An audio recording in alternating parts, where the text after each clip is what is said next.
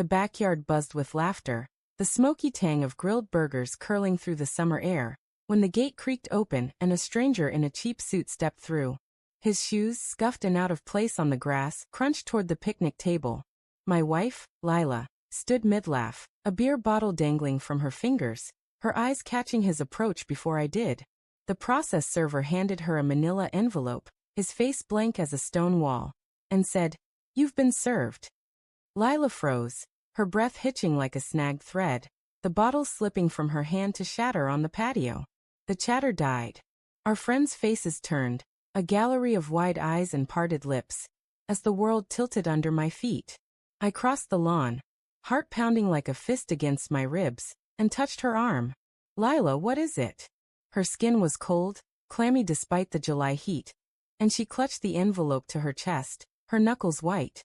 "It's nothing," she whispered, but her voice cracked, a fault line splitting the lie. She wouldn't meet my eyes, her gaze darting to the envelope, then to the ground, where beer foam hissed against the broken glass. I felt the first stab of dread, sharp and cold, slicing through the haze of a perfect afternoon. Inside, the kitchen was a sanctuary of normalcy, lemon-scented dish soap, the hum of the fridge, but the air felt heavy, like the moment before a storm breaks. Lila sat at the counter, the envelope unopened in front of her, her fingers tracing its edges as if it might burn her.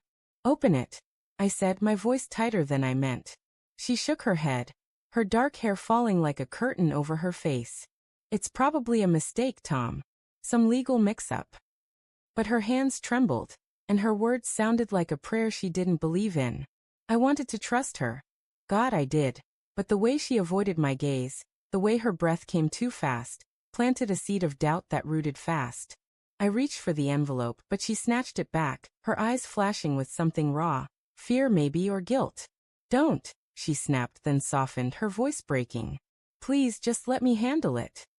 Her plea was a blade, cutting through the trust we'd built over 12 years. I stepped back, my hands raised, but my mind was racing, replaying moments I'd dismissed. Her late nights at the office, the way her phone was always face down, the sudden silences when I entered a room. "What aren't you telling me?" I asked, my voice low, barely holding back the anger bubbling beneath. She stood, clutching the envelope, and moved toward the sink, her back to me. The sunlight streaming through the window caught the gold in her hair, and for a moment, she was the woman I'd married, fierce, radiant mine. But then she turned, and her eyes were haunted, brimming with tears she wouldn't let fall. "It's complicated," she said, her voice barely above a whisper. "I need time."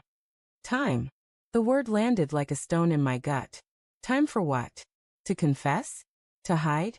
I wanted to shake her, to demand answers, but the weight of her silence held me back. A warning that whatever was in that envelope would change everything. The rest of the day passed in a blur of forced smiles and half-hearted goodbyes to our friends. Lila disappeared upstairs, claiming a headache, leaving me to clean up the remnants of our barbecue. Paper plates smeared with ketchup, empty beer cans glinting in the dusk.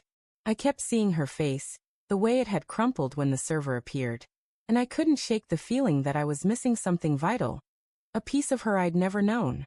I poured myself a whiskey, the burn of it grounding me, and sat on the couch, staring at the staircase, willing her to come down and explain. When she finally did, the envelope was still in her hand, now creased and worn from her grip. She sat across from me, her knees drawn up, looking smaller than I'd ever seen her. "Tom," she started, then stopped, her lips trembling. "I didn't mean for this to happen." My heart lurched, a sickening drop, as the room seemed to shrink around us. "What did you do?" I asked, my voice steady despite the storm inside me. She opened the envelope, her hands shaking so badly the papers rustled, and slid a document across the coffee table. It was a lawsuit, breach of contract, filed by a man named Daniel Harper. A name I didn't know. A name that felt like a stranger's fist in my chest. "Daniel," I said, testing the word, hating how it tasted. "Who is he?" Lila's eyes flicked away, and that small gesture was a confession in itself. "He's someone I worked with," she said, her voice barely audible. "It was a mistake, Tom. A stupid, selfish mistake." The air left the room, and I was drowning, the truth crashing over me in waves. An affair. My wife, my Lila, had betrayed me. I wanted to scream, to throw the papers in her face, but all I could do was stare at her, searching for the woman I thought I knew. She told me in fragments, her words halting, each one a fresh wound. It started innocently, a shared project, late nights, a connection she hadn't expected. But then it grew, a secret she carried like a stone in her chest, until Daniel wanted more, wanted her to leave me. The lawsuit was his revenge, claiming she'd promised him a partnership, a future. I ended it, she said, tears streaming down her face now. I swear I ended it months ago. But he won't let go. Her voice broke, and she reached for my hand, but I pulled away, the sting of her touch too much. I stood, pacing the living room, my mind a tangle of rage and heartbreak. I saw our life together, our wedding on the beach, her laughter in the morning, the way she'd curl into me at night, and it all felt like a lie. How could you? I asked, my voice raw, breaking. How could you do this to us? She sobbed, her hands covering her face, but her apologies felt hollow, like ash in my mouth. I wanted to hate her, to walk away, but love is a stubborn thing, clinging even when it's been gutted. The night stretched on, a war of words and silences. I demanded details, hating myself for needing to know, and she gave them, each one a fresh cut. But then she said something that stopped me cold. I stayed, Tom. I chose you. Her eyes locked on mine, desperate, pleading. I could have left, but I didn't. I love you. And there it was, the twist that broke me, not the betrayal, but the choice she'd made, the flawed, human choice to stay. I saw her then, not as the villain I wanted to paint her, but as someone who'd stumbled, who'd hurt me but hadn't stopped loving me. I sank onto the couch, my head in my hands, the weight of it all crushing me. The lawsuit was a mess we'd faced together.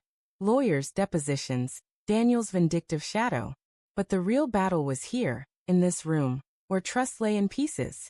I looked at Lila, her face streaked with tears, and felt the ache of love and loss intertwined. We'll figure it out, I said, my voice barely a whisper, not knowing if I meant the lawsuit or us. She nodded, reaching for me again, and this time, I didn't pull away.